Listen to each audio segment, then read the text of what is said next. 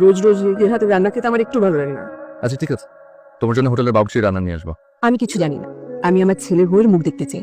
আচ্ছা হবে, সব হবে, এখন খাও। দোস্ত দোস্ত তুই তো একটু চেঞ্জ হয়ে গেছিস, মানে তোর হেয়ার স্টাইল পুরোপুরি চেঞ্জ। দোস্ত কি তারপর ভাবি দেখতে কেমন, কি করে? করে বলতে আমাকে প্যারা দেয়, এটাই তো তোর কাজ।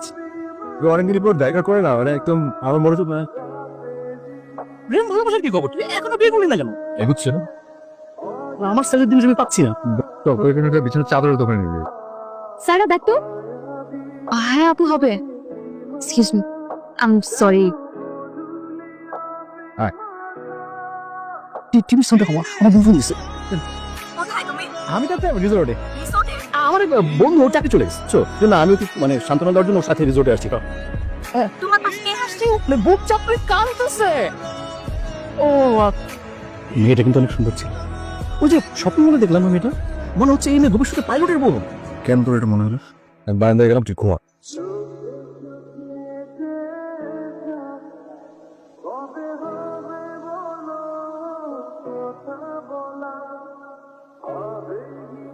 জীবনে প্রথম তোর কোনো ধারণা সত্যি হলো। ওই মেয়েটা এলাকার না, এই রিসর্টে উঠেছে আমাদের পাশের টাইপ। আমি তোর জন্য কিছু একটা করবোই করবো। এই দোস্ত, মেয়েটা কিন্তু ভালো।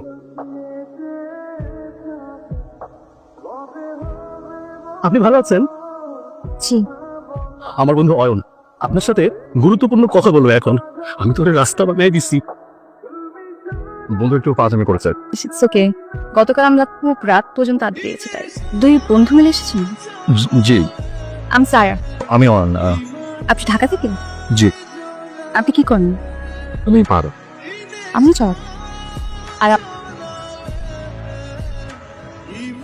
জীবন আমি ছড়া শুভ কই করে বাহ বাহ বাহ বাহ।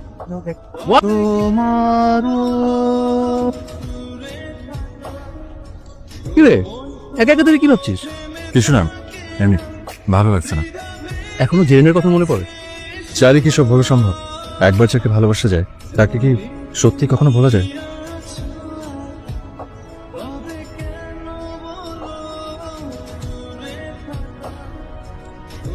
আপনারা আসলে দুদিন আগে আমরা এসেছিলাম, হয়তো আবার দেখা হবে, হয়তো হবে না।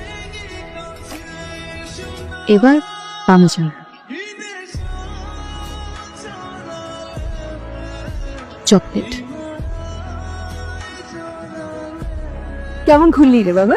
খুব সুন্দর রিসর্ট। এখন শোন না, আমার একটা কথা শোন। একটা মেয়ের খবর পেয়েছি, আমরা কালকে যাবো দেখতে।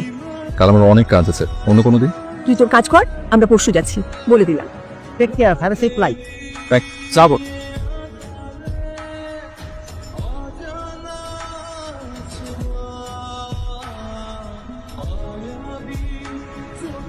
আন্টি সালাম আলাইকুম। আন্টি আপনাকে আমি একটা নাম্বার পাঠিয়েছি। মাশাআল্লাহ, পুরা পাইলটের বউ। হ্যালো, কি করছেন? ম্যাগাজিন পড়ছিলাম। আপনি খুশি তো? আমার মা খুশি তো আমিও খুশি। আপনি ঘুমান কখন? কাজ বুঝে। তোমার চোখে রাখলে তো চুম্বন না বলা আমার কাছে। হ্যালো মা, রাতের ফ্লাইটে এবার ব্যাক করবো।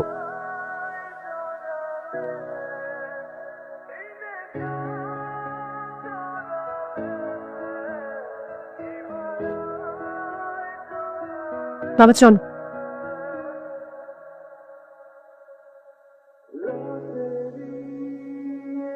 আমি তোমাকে ছাড়া থাকতে পারবো না অরুণ। আমিও না, সেরিনের সাথে একটু কথা ছিল। কোনো সুযোগ নেই, জেরিনের বিয়ে হয়ে গেছে।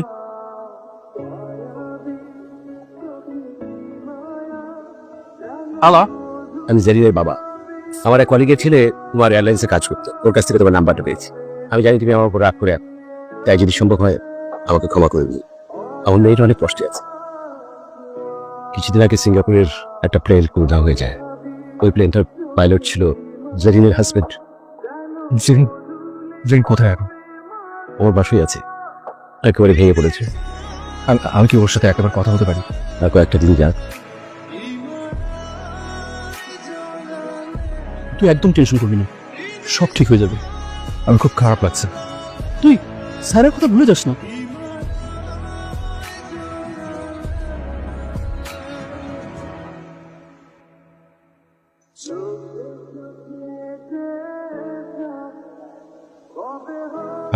কি হয়েছে?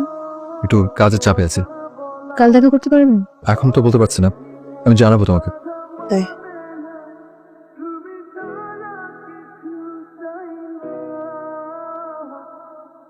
কেমন আছো? ভালো। তুমি ভালোই। হঠাৎ বাসায় এলে? এমনি। চলে যাও। ওনার কি আর কোনো খোঁজ পাওয়া যায়নি? না, আমি যদি মাঝে মাঝে আসি? আমি চাই না তুমি আসো। দেখতে অনেক কালো হয়ে গেছো। কিছু হয়েছে তোমার? কিছু না, কি খাবে বলো? আমাকে আবার একটা কাজে যেতে হবে। বাসায় কিন্তু বিয়ে ডেট নিয়ে কথা বলছি। তোমার কোনো প্রবলেম নেই তো এটা নিয়ে?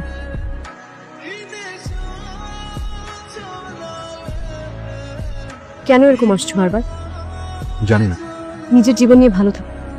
তোকে একটা কথা জিজ্ঞেস করি, তুমি কি আমাকে ভুলে গেছো? কিছু মানুষকে ভোলার চেষ্টা করলে আরো বেশি মনে পড়ে যায়। তুমি বিয়ে করনি? সবকিছু মিলে আর হয়নি। আচ্ছা আমি যাই, আমার মেয়েকে ঘুম পাড়িয়ে এসেছি। এখানে এসে আর সময় নষ্ট করুন না। বিয়ের ডেটটা ফাইনাল করে ফেলা দরকার না বাবা? আসলে অফিসে একটু কাজের চাপ, তো তুমি ডেটটা আর একটু পেছাও।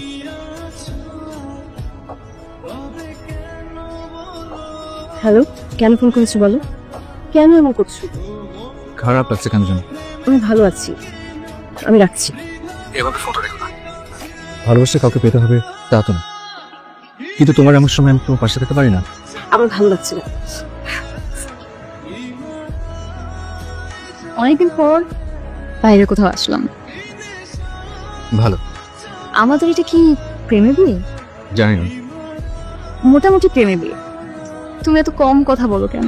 তোমার কোনো রিলেশন ছিল? স্যার আমি একটা মিনিট। আমার মেয়েটার অনেক জ্বর, বাবাও বাসায় নেই। আচ্ছা ঠিক আছে, আমি এক্ষুনি আসছি। পারবো? আচ্ছা আমাকে একটু যেতে হবে এক্ষুনি। আমি গেলাম। আর ওষুধগুলো ঠিক মতো খাওয়াবো। Thank you.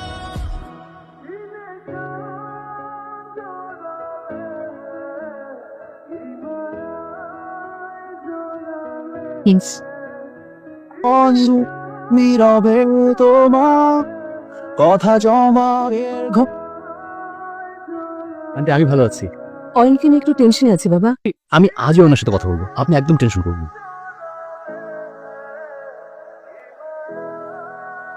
আন্টি আমাকে ডেকে বললো সাইরাম নাকি মন খারাপ, মেয়েটা অনেক আশা করে বসে আছে, মেয়েটার স্বপ্নটাকে নষ্ট করে দিস না। তোমার সাথে কিছু কথা ছিল, কাল তোমাকে একটা মিথ্যে কথা বলতো। এই বাসা ছেড়ে অন্য কোথাও উঠতাম। বাবা আমি জানি তুমি অয়নকে সব বলেছ। আমি চাই না অয়ন আর আমাদের সাথে যোগাযোগ করুক। ও নিজেকে গুছিয়ে নিয়েছে, এখন আবার আমার সাথে নিজেকে জড়িয়ে। আমি চাই না অয়ন আবার নতুন করে কষ্ট পায়। শুধুমাত্র আমার কারণে ওর বিয়েটা পিছিয়ে যাচ্ছে। তুই কি নিয়ে থাকবি? অপেক্ষা, অন্তত অয়ন ভালো থাকুক।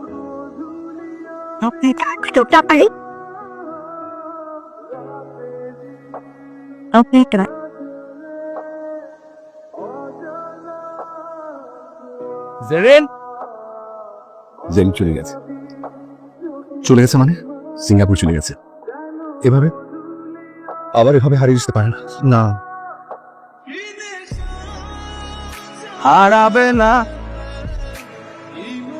খুব নীরব